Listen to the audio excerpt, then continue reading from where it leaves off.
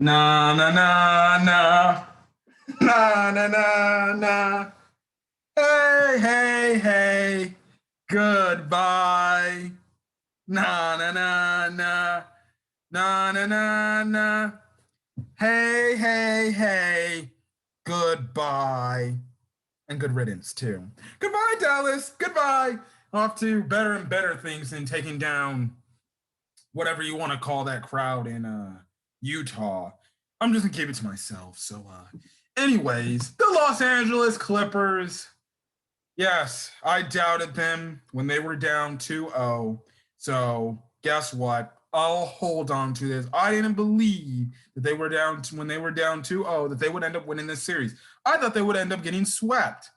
But maybe might need to have a little bit more confidence in my team because they definitely rose to the occasion and beat probably one of the toughest teams yet.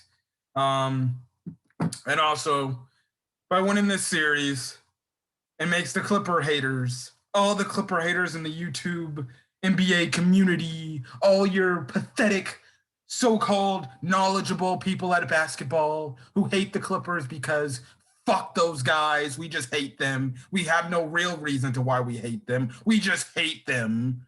Oh, and then the media savants of who hate the Clippers. Oh, Stephen A. Smith, Kawhi Leonard showed up. Stop blaming him like it's his fault. He's another guy that doesn't really watch basketball. Anyways, he's at home crying about the damn Knicks playing. Or the Knicks losing. Who else? All the Laker fans, for the time being, can shut the hell up. Because guess what? We went farther than those guys this year. And any other troll of the Clippers who just hates the Clippers, whatever. And then obviously for me to all the Dallas Maverick fans, kindly get the fuck out of here and go home back to your Dallas homes and wait till next year till you'll see your generational talent in the crybaby Luka Doncic. Yes, Luka. Cry, Luka, cry. He's a good player. He's a great player. He's going to be a great player for years. But cry, Luka, cry. Get out of here.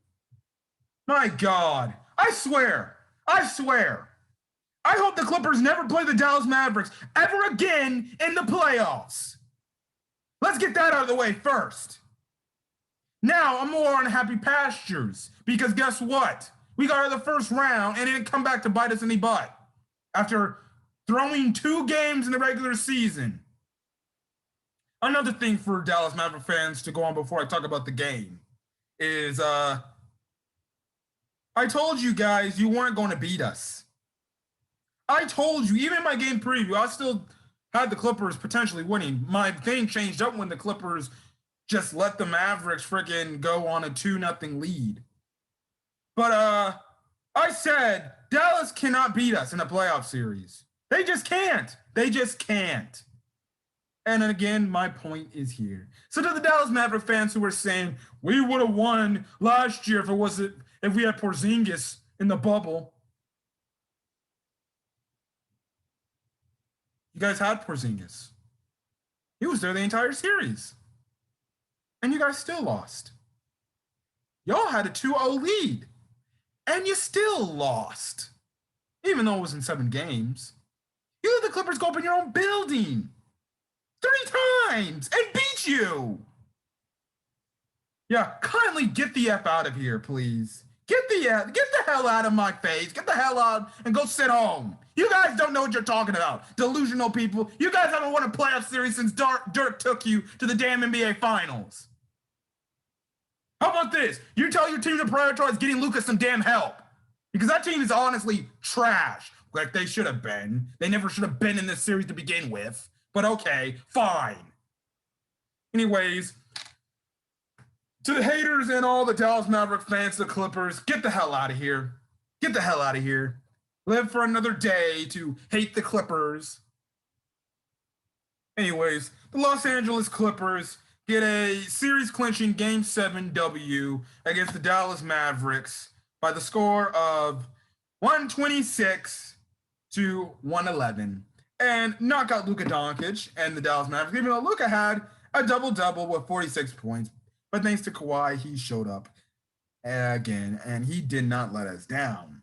And also, it was another great. It was just a good game altogether. It was a good game. This is when the Clippers finally put it together.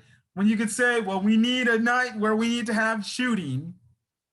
Guess what? We got that shooting today. We finally won a 12:30 game, and hopefully for the rest of the playoffs, we don't have another 12:30 game. Anyways, this game, for the most part, up until really a portion in the fourth quarter, was a back and forth game. There were runs that both teams made and stuff like that. But at the end of the day, the Clippers geared down. They expanded their lead when they had the chance, and they ran with that lead. And because they had since they had such a big double-digit lead, and Dallas in the fourth quarter was essentially starting to tire down and start to miss their shots, it gave the Clippers, even though Dallas tried to make a late comeback, it got the Clippers to end up holding on to their lead and stuff like that. And again, good to see. It's fun to see. And we're moving on to Utah. Now, let's get into the statistics wise, or just the whole thing in this game. One thing I will say I liked is this: Terrence Mann, Luke Kennard, who I believe are the future of the Clippers. Let's get this right. They are the future of the Clippers. They showed up in probably one of the biggest stages in sports, and like in sports histories. Game sevens, despite what round it is, they're big games. And those two balled the hell out. Other guy, another key contributor, Marcus Morris finally woke up and arose from the dead. He finally had a breakout shooting game, and hopefully this is a game where it starts the trend of, well, let's go. Let's go on to Utah, and let's hopefully you hit some key shots. But yeah. This time, the Clippers also made the Dallas zone actually pay. Because they were hitting their shots, even though for some dumb reason, the Dallas Mavericks still stayed in the freaking zone defense for some stupid reason. I don't know why. The Clippers made them pay by hitting every damn three-point shot they had the chance to make. And stuff like that. So their little Boban switch to a zone defense didn't work out for them. So, yeah. And they're going home yet again. Let's run through the Dallas Mavericks stats before I run through the Clippers stats. Dorian Finney-Smith, in a closeout game, probably played next to his best game other than game one. Had 18 points, 7 of 13 from the field, hit 4 3-pointers. Had 10 rebounds. And half those rebounds were, 6 of them, I believe, were offensive rebounds. Oh, yeah. The Clippers allowed this bum to have 6 offensive rebounds. I'm going to tell you one thing.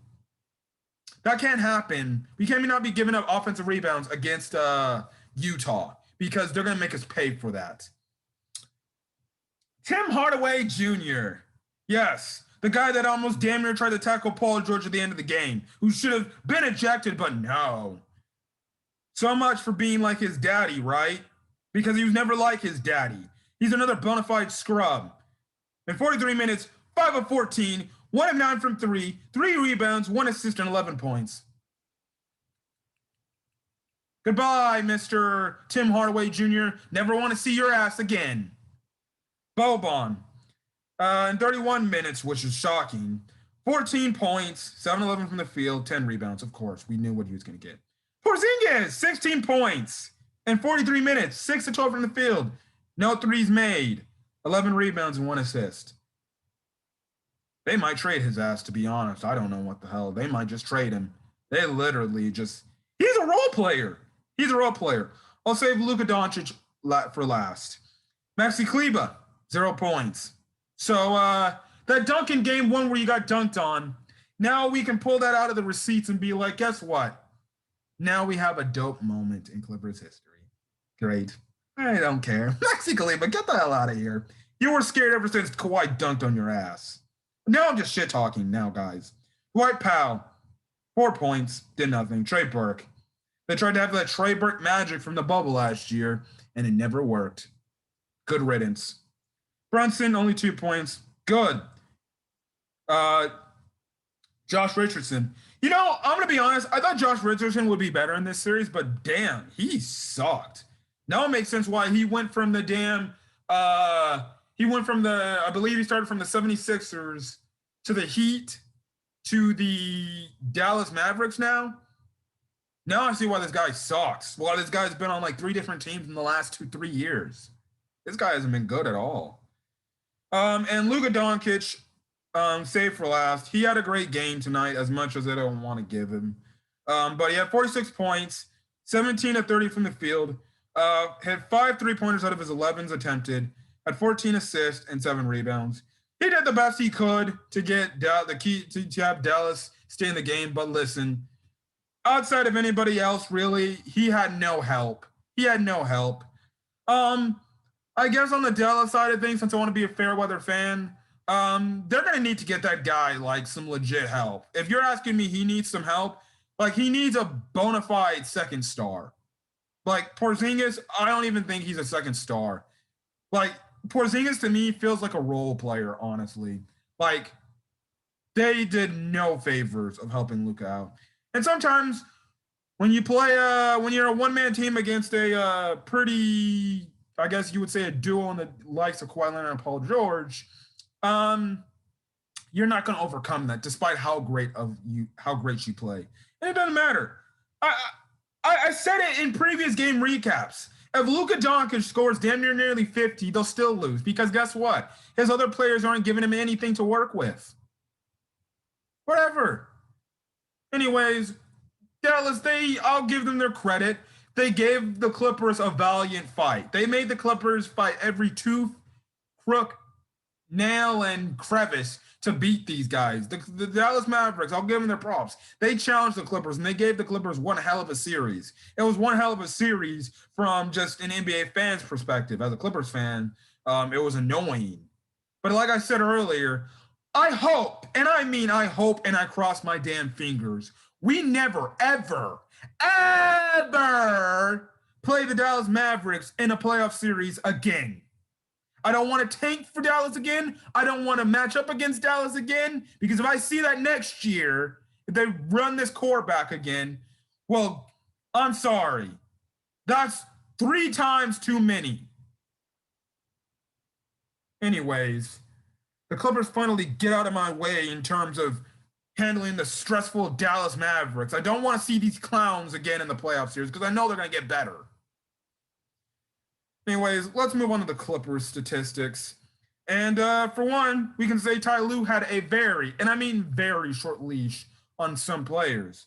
Like, for example, Zubac. He only had 3 minutes in this game, which is definitely going to change next series. If the Clippers next series cannot go small next series. They're going to have to go big. And hopefully I'm praying that Serge Ibaka, his back issues are somewhat healed and he's able to go.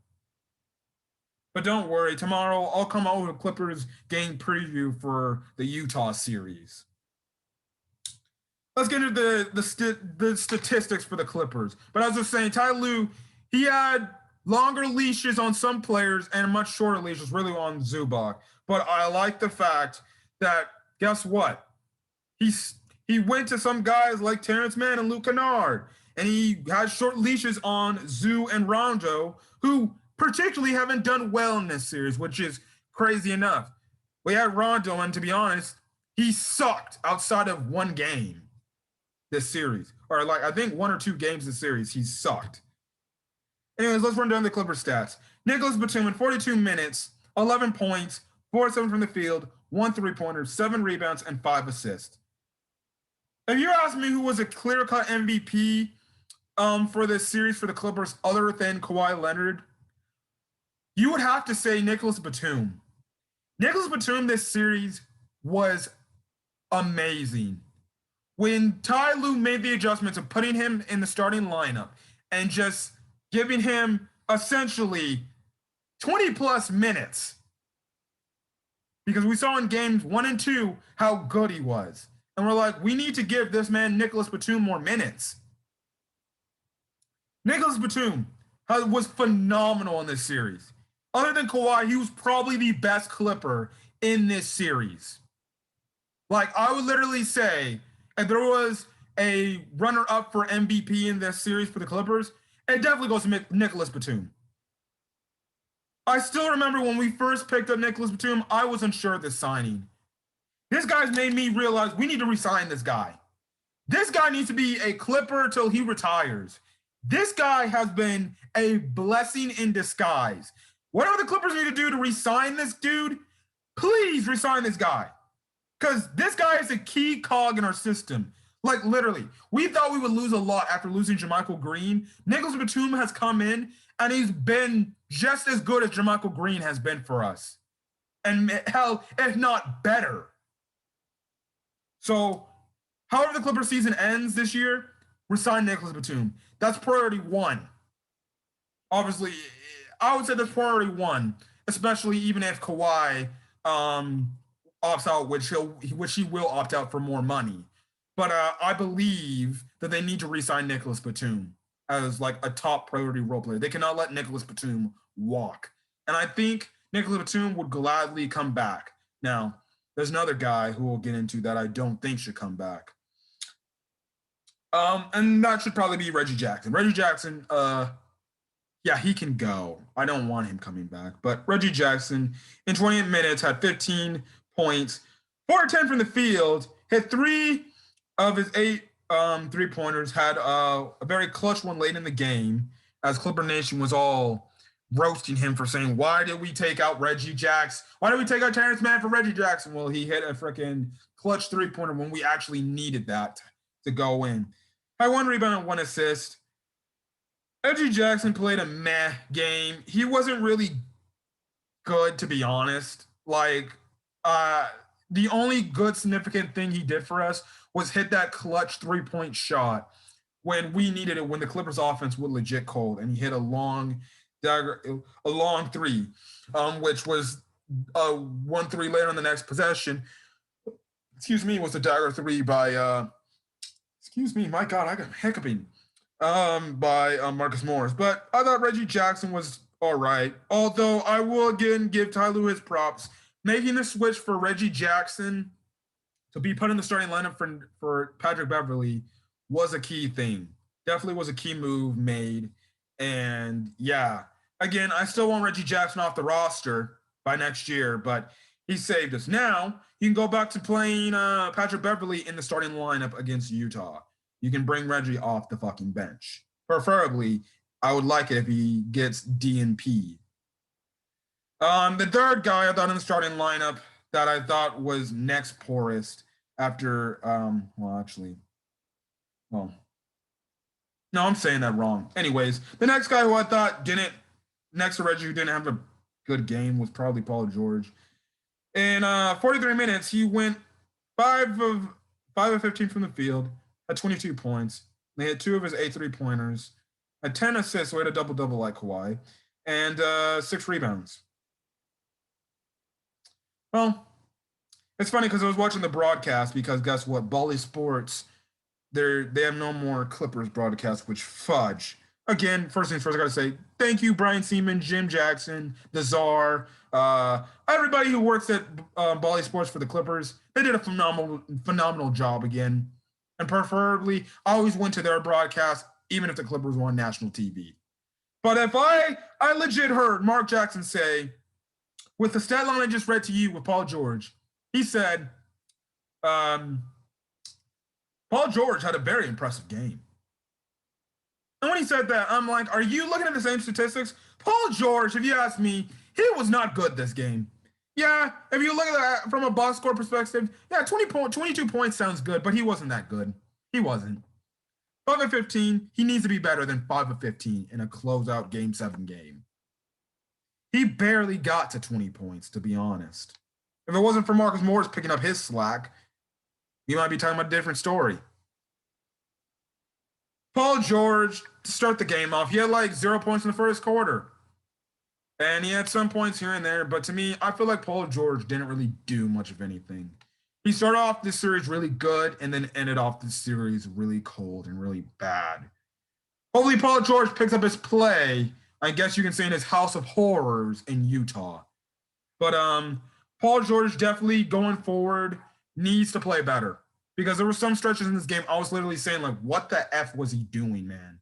Paul George needs to pick up his play. He needs to pick up his play. I'm sorry. I'm not going to give him credit.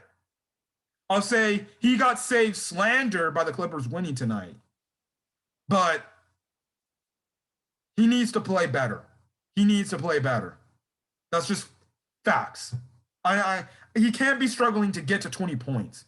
I need him to get to 20 points efficiently, like Kawhi does. Marcus Morris Sr. finally had a breakout game, guys. Finally had a breakout game where this guy damn near wasn't missing more shots than anything. In 30 minutes, Marcus Morris had 23 points, 8 of 15 from the field, hit 7 of his 9 3-point shots, 5 rebounds, and 2 assists. Marcus Morris hitting the first few shots. I'm like, this guy, he's got a confidence. He's going to be hitting it. And when you just saw it go in, I'm like, this is the Marcus Morris we need to see. This is the Marcus Morris from the regular season that we knew he can hit these knockdown shots just like that. And we all asked, Marcus Morris needs to have a big game tonight if we're going to win this game. And he had a big game. He essentially played like what Paul George was supposed to play like. He got his 23 points very efficiently. And his 23 points were killers for the Dallas Mavericks because guess what? When you play that stupid zone defense Rick Carlisle was playing, because guess what? Boban's too slow to guard one-on-one. What is it? You make him pay with the three. And tonight, Marcus Morris hit his threes, and he hit essentially the dagger three that shut the Dallas Mavericks in winning this game and stuff like that. So yeah. Obviously MVP of the series, Kawhi Leonard, in 42 minutes, went 10 of 15 from the field, 28 points, not nearly as, crazy he went last game in game 6, but he was still good. When it was time for him to take over, he went on a nice little mini run and took over, and he was just dominating these guys. He was essentially telling Dallas Mavericks, you guys ain't coming back and winning this series. Got 28 points, 10 of 15 from the field, hit one of his 3-pointers, had 10 rebounds, and now it says almost had a triple-double. Almost put a Luka. So Kawhi Leonard, MVP. He was great this series. Other than that game 5, he was phenomenal this series. So for Stephen A. Smith, can he shut the hell up? No, let me say this. Excuse my language, but can Stephen A. Smith shut the fuck up talking about Kawhi Leonard, needs to do a better job? He doesn't know what the hell he's talking about. Stephen A. Smith irks me when I watch First Take and he says Kawhi Leonard is to blame if the Clippers are down in a series. Has he not been watching? Kawhi Leonard in this series against the Dallas Mavericks alone had only one bad game. Every other game, he's been great. But Stephen A. Smith is going to be the first person to blame Kawhi Leonard. How about you go blame LeBron James? Because in game 6, Kawhi Leonard played like a guy that's not trying to lose. He did it in game 7. What did LeBron James do? Nothing. Get the hell out of here with this BS. This man, Stephen A. Smith, has some sort of vendetta against Kawhi Leonard. He just has some sort of vendetta. You cannot lead me to believe he has some sort of vendetta against Kawhi Leonard. He hates that man. I know about a fact from the takes he says about Kawhi Leonard. He does not like Kawhi Leonard. Anyways, Zubac, only 3 minutes, did nothing. So nothing there to talk about. Rondo, he only had 3 points tonight. But other than that, Ty Lue just pulled him and he was just done. After he had that one horrible game in this series, Rondo barely played. Now, hopefully in the Utah series, he plays more and he has much more of an impact. We'll see. Terrence Mann. His points were key. In 26 minutes, finally, Ty Lue answered every Clipper fan's ideal thoughts on playing Terrence Mann. And guess what? He played Terrence Mann. In 26 minutes, Terrence Mann had 13 points, 5 of 10 from the field, hit 2 of his 3 3-pointers, 5 rebounds, and 1 assist. You keep playing this kid. Terrence Mann is such a key part of this team. If you've never watched the Clippers, if you're just an NBA fan listening to my reaction of this as a Clipper fan, he is a really good role player. And the Clippers have got a nice stud in a Terrence Mann. He works his butt off and stuff like that. When he came in and got those 13 points was the makeup for him passing on that layup he had at the end of game 5. This was his apology to Clipper fans, saying, I messed up in game 5. Don't worry. I'll be aggressive and I'll take you back. And he freaking killed it today. Another guy that killed it today and got minutes. And I know both their moms are happy for their children. Terrence and Luke Kennard's moms have to be happy because they contributed in a key game 7. 2 young players contributed in a key game 7. Luke Kennard in 15 minutes, 11 points, 4 or 6 from the field, hit 3 of his 5 3-point shots, 1 rebound and 1 assist. Let me add up their totals together. And this is what I mean when I say they're the Clippers' future. They're 2 building blocks on the Clippers. And people clown the Clippers for signing Luke Kennard to that $64 million deal. That's what we need Luke Kennard to be doing. But 13 plus 11, 24 points combined between Luke Kennard and Terrence Mann. The more minutes these guys play, and the crazy thing is they were not afraid of the moment. They played solid defense, and surprisingly from Luke Kennard, he played solid defense because he's not a decent defender, but he did a phenomenal job in coming in and getting baskets. And I applaud Ty Lue because I believe by winning this series, Ty Lue saved his job. If we had lost, I would have been calling for Steve Ballmer to fire Ty Lue. I literally would have said that. Fire Ty Lue and get somebody else, or do some. Whatever. But if we had lost the series, I would have been saying Ty Lue needs to be fired. And Ty Lue answered Clipper fans' wishes on playing Terrence Mann and Luke Kennard some big minutes. And guess what? They showed up in a game 7. And that's all you can ask for, man. That is all you can ask for from these two. If they can just come in, be guys ready to play. Let's do this. And then so they had 24 points. Kawhi and Marcus Morris have 51 points combined. If you want to add that with Paul George totals, 73 points. So 24 points. And then if you add the 24 points with all 5 of those guys, that's 97 points between Leonard, George, Morris, Mann, and Kennard. Of course Dallas wasn't going to overcome that.